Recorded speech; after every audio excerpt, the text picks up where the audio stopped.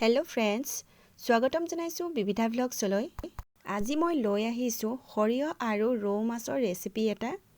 আহকচোন বনোৱা আৰম্ভ কৰোঁ। আজিৰ ৰেচিপিটোত প্ৰয়োজন হোৱা সামগ্ৰীখিনি হৈছে 2টা পিঁয়াজ, অকণমান জিৰা, মিডিয়াম চাইজৰ বিলাহী 2টা, বকা জলকীয়া 4টা, মান ধনিয়া কেইখিলামান, নহৰু আৰু আদা, সৰিয়হ আৰু এয়া কাশ্মীৰী পাউডাৰ আধা চামুচ, জিৰা পাউডাৰ আধা চামুচ, ধনিয়া পাউডাৰ আধা চামুচ। প্ৰথমে মই মাছকেইডোখৰত নিমখ আৰু হালধি আধা ঘণ্টামান আগতে সানি থৈছিলোঁ।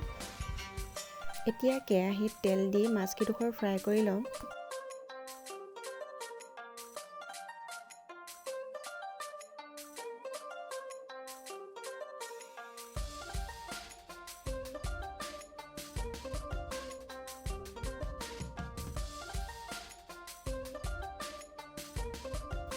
মাছকেইডোখৰ ফ্ৰাই কৰা হৈ গৈছে।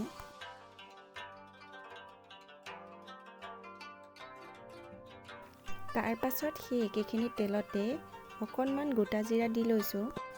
কাটি লোৱা পিঁয়াজ আৰু আদা নহৰুখিনি অকণমান ৰঙচুৱা পৰালৈকে ভাজি ল'ম।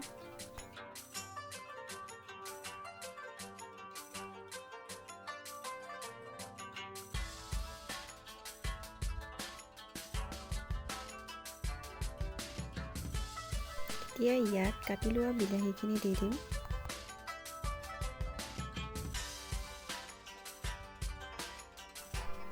ইয়াত হালধি, ধনিয়া, জিৰা আৰু চিলি পাউডাৰ দি ল'ম।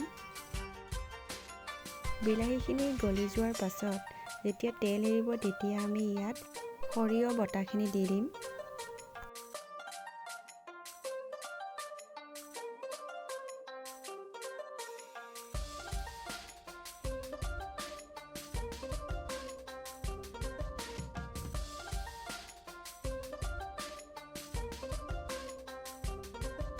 ইয়াত পানী আৰু নিমখ নিজৰ প্ৰয়োজন অনুপাতে দিব।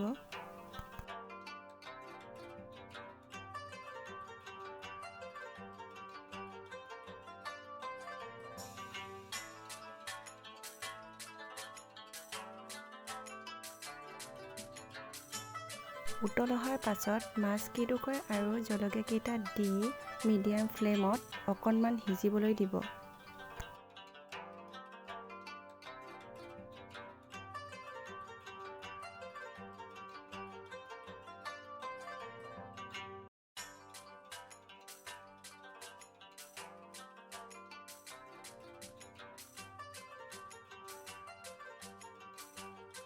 লাষ্টত ধনিয়া অকণমান দি দিব আৰু ইয়াক গৰম গৰম ভাতৰ লগত পৰিৱেশন কৰি চাবচোন, সঁচাকৈ বহুত ভাল লাগে। যদি আমাৰ ভিডিঅ'টো চাই ভাল লাগিলে লাইক, কমেণ্ট, শ্বেয়াৰ কৰিব আৰু চেনেলটো ছাবস্ক্ৰাইব কৰিবলৈ নাপাহৰিব।